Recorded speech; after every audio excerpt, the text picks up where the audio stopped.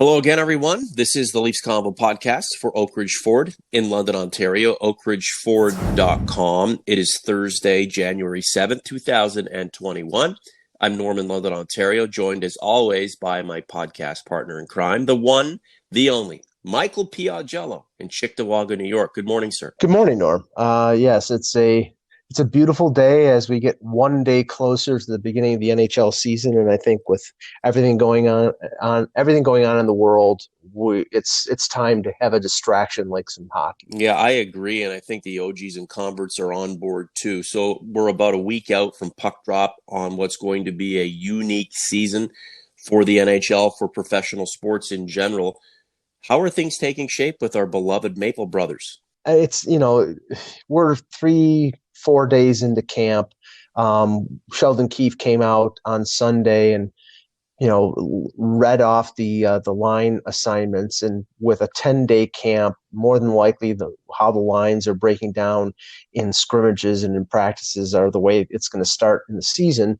And then the big news on Sunday after we recorded, he came out and said that Joe Thornton was going to play the left wing with Austin Matthews and Mitch Marner. Now, I don't think that's going to be a full season thing because I don't think Thornton at 41 years old can handle the ice time. But I do think that from time to time, Thornton will play with those skill guys and will play some first power play because he's a great passer. So his role may be bigger than a lot of people imagined because a lot of people thought he was just going to be a bottom six forward, but with the skill that he has and his passing ability, it fits more with a top six role. It's just a question of limiting his ice time and maybe giving him days of rest.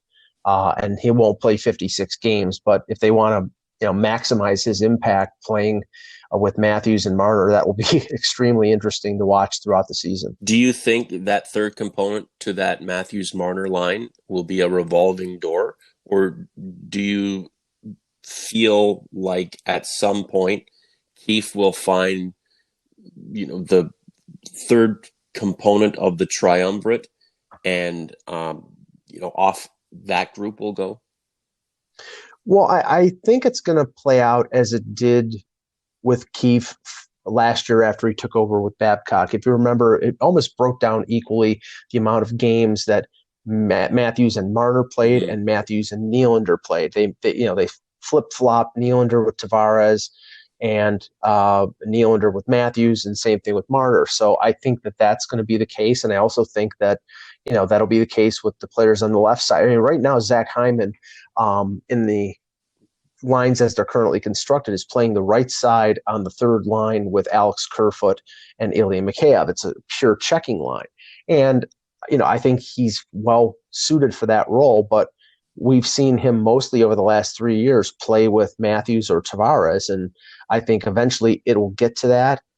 Maybe you see guys like Nick Robertson spotted in, but Jimmy Vesey is playing with Tavares and Nylander. And I like that combo because I think Vesey he's got size. He's a talented player. I just don't think he was given that kind of role in Buffalo. And, maybe in a 56 game season, he gets 10, 12 goals and helps out the Leafs. This is the Leafs Convo for Oak Ridge Ford in London, Ontario. oakridgeford.com. The 2021 F-150 is burning up the charts. If you want to get your hands on one, you can message me. We may not have it on the ground right now, but it's certainly on its way in because every group of trucks that comes in gets sold completely. The F-150 is the best-selling vehicle in North America, hands down. I like the fact the Leafs have a ton of talent from top to bottom. Don't you think that, you could basically boggle these guys, reconfigure them, and they should be able to play with each other no matter what? Well, I think this season depth is going to be a bigger key than it has been in previous seasons for all NHL teams because of COVID. And because of the compacted schedule, the backup goaltender is going to be more important this year than it has in previous years because that backup goaltender in a 56 game schedule is probably going to play at least 20 games, maybe 25. So, Jack Campbell being a quality backup goaltender, that's going to be a big deal. But I also think if you look at the defense right now, they have 4 pairings in the main camp, and the third pairing, which you would expect is going to start the season, is Mikko Lehtinen and Zach Bogosian, which means Rasmus Sandin and Travis Dermott are the 7-8. Now, I think that if the AHL does start, that Sandin will play with the Marlies because they want to get him work and have him playing rather than sitting on a taxi squad and playing every other game. But Dermott is somebody who can't clear waivers to go to the taxi squad, so he'll be on the 23-man roster, and he's going to have to wait for his opportunity because I think the Leafs are going to give Lehtinen a chance to play because I think they promised him and Alexander Barabanov an opportunity to play. And if they want to continue to attract these KHL players, they're going to have to let them play and see what they are. They're not going to keep coming over and they're not going to keep being able to attract KHL free agents if they sign them and then assign them to the Marlies or have them in the press box. So I think you're going to see the entire roster be used. So you're going to see players in and out of the lineup, and that's probably because they have older forwards like Simmons, like Spezza, and like Thornton. You're going to see Barabanov. You're going to see if Pierre Engvall's on the roster, him get an opportunity. Nick Robertson. It's going to be a lot of players coming in and out of the lineup. How are you viewing Travis Dermott? Are we going to be doing a podcast in the near future? A whatever happened to Travis Dermott show? I mean, I don't think it's going to be like Frankie Corrado where they're going to say free Frankie, or free Travis. But I do see a situation where he's going to have to fight for his opportunities. He had an okay year last year. He signed basically a qualifying offer this year, so he's making less than $1 million. The specter of the expansion draft is there, and we know that the Leafs more than likely are going to lose either Justin Hall or Dermott in the expansion draft because they can protect most of their core forwards, and they can protect Brody, Muzzin, and Riley. So one of Dermott or Hall are the most likely to be snatched by Seattle. So this is sort of like a year where, Hall and Dermott have to sort of prove themselves. Mm-hmm. And, I think he'll get his opportunity, but based on, what they have brought in Lehtinen and Bogosian and what they want from either of those players, he may have to wait his turn to get a chance. Yeah, and I can imagine there's still a small contingent out there who will criticize, any shuffling back of youth in favor of a veteran presence. And Dermott is not exactly a spring chicken, but he is still young, and Justin Hall young. You can see these guys in a different circumstance finding their way, finding their talent within a different structure and in a different venue. So, that's always possible. Just because players were drafted by the Maple Leafs or started here doesn't mean that their careers are going to flourish here. Yeah, I think by this time, a lot of people thought he would be a top 4 defenseman. And, at times last year he was because of injury. I like Dermott. I like the skill set that he has. He hasn't converted that into being the offensive defenseman that I thought he was because, you saw what he did in Erie. You saw what he did with the Marlies. He's got offensive tools. He's a good puck rusher. He has a pretty decent shot. Mm-hmm. So I think they thought his offensive game would have developed. But I think maybe he's focused and, unlike some defensemen on this team, he's tried to focus on being good in the defensive zone, which is necessary for this team to have any success.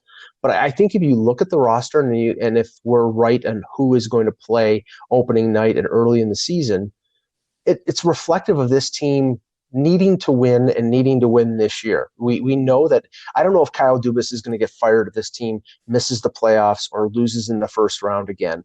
But there is a sense of desperation here, a sense of we need to do it now, because if they can't do it now, guys like Nylander will be traded. Yeah. I think that they realize that if they don't win and they don't have success this year, that there's going to have to be a shakeup of major proportion. And it's not going to be firing the coach, and it's not going to be signing a different goalie other than Freddie Anderson. It's going to be that core group and shaking it up. Mm-hmm. You're never a Leaf for life. You're not general manager nor coach for life. You will end up somewhere else. The question is, what are these guys going to do while they're here as a collective? They have an opportunity.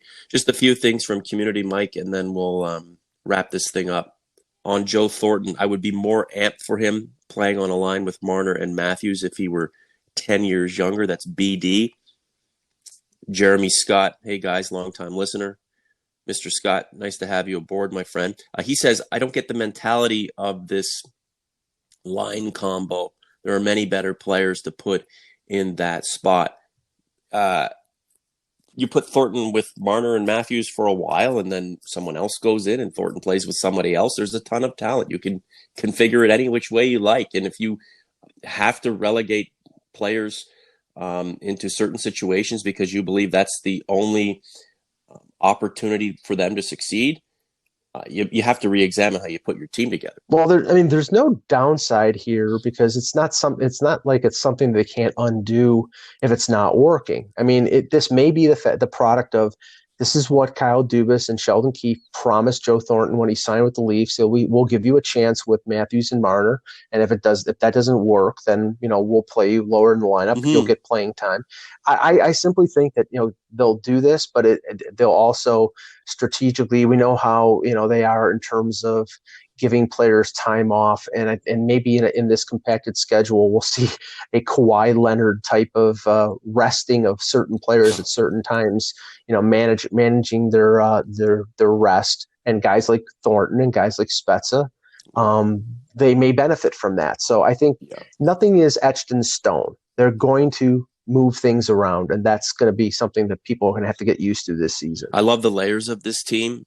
The cats who've come in hungry for a championship, the core group who've been around the block a few seasons now and have a lot to prove, and then the kids who will jump in and out of the lineup and develop on the go. I really like the way this team is layered, and I believe I'm going to enjoy watching this team come together in this unique season that's on the horizon. Mike, this has nothing to do with anything, but from community John King, if and when have the Leafs ever drafted a goalie and didn't trade that goalie away, and that goalie became a regular in the NHL? Well, the last one is Felix Potvin. Wow, he was a long time ago. Yeah, he was a second round pick, and he played for them for 10 years. Yeah. But they drafted Eric Fichaud. He was not a success, and he ended up going someplace else. They drafted Tuukka Rask, and obviously he was traded for Andrew Raycroft. They've James Reimer was there for a while. He was I think a fourth round pick, but most of the time the goaltenders that they have gone with have been goaltenders they've acquired either through free agency or through trades. And, we'll see whether, Joseph Wall or Ian Scott or Artur Akhtiamov that they drafted this year will be successful. But more than likely, they're going to take at least a couple years. Sure. And the goaltender next season will either be Freddie Anderson or somebody signed in free agency or traded for. So I think that tendency of going outside the organization for a goalie will continue. Last comment to you, Mike. What's up? I think overall the World Junior performance by some of the Leaf prospects is really encouraging. We've talked about Amirov and Ronnie Herbinen for the Leafs' top two picks in the last draft, but Topi Niemela, who was their third round pick this year, was named the best defenseman at the World Junior over guys like Bowen Byram and Cam York. And this is a third-round pick from the Leafs who, scored the most points at the World Junior among defensemen. So it's very encouraging. This is the second year in a row they've had the World Junior best defenseman, Sandin, last year, and now Niemela. So I think it's a feather in the cap of Kyle Dubas and his scouting staff that they found a potential diamond in the rough. The Leafs have plenty of guys here now and more personnel on the way. Mike, enjoy your day. Talk soon.